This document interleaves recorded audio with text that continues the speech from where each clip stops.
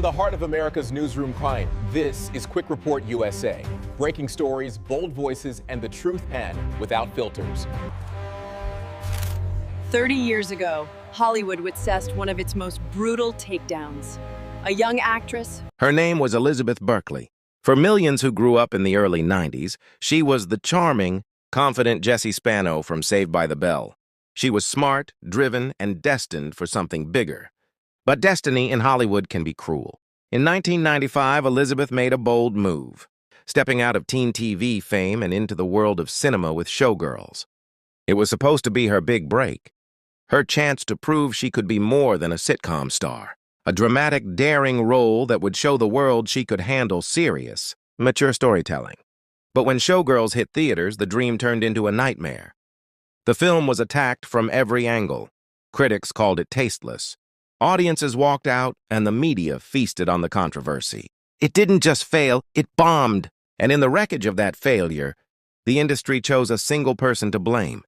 The young woman at the center of it all, Elizabeth Berkley. Almost overnight, she went from rising star to Hollywood outcast.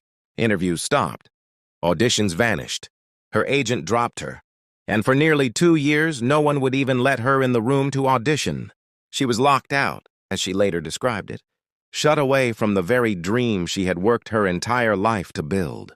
Imagine spending your whole youth chasing one goal, only to be told you're no longer welcome because one film didn't please the critics. The same press that once celebrated her now mocked her. Tabloids ridiculed her looks, her performance, her decisions. Behind the glamour of Hollywood lights, a young woman was left in darkness, confused, hurt, and alone. Elizabeth said it was one of the hardest times of her life. She felt abandoned, not just by studios, but by people she thought were friends. And for a while, she wondered if her career, the thing she loved most, was gone forever. But sometimes silence can build strength. While the world moved on, Elizabeth didn't disappear. She rebuilt herself from the inside out. She trained, studied, and waited for the moment she could try again.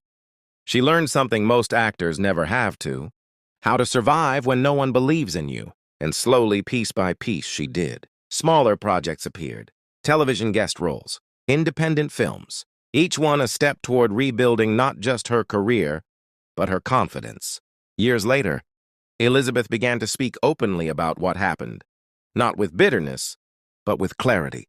She talked about the pain of being isolated, about the humiliation of being the target of a media storm she didn't deserve. She shared how publicists once made her read insulting reviews about herself, something unthinkable today. It wasn't just criticism, it was cruelty. But through it all, she refused to hate herself.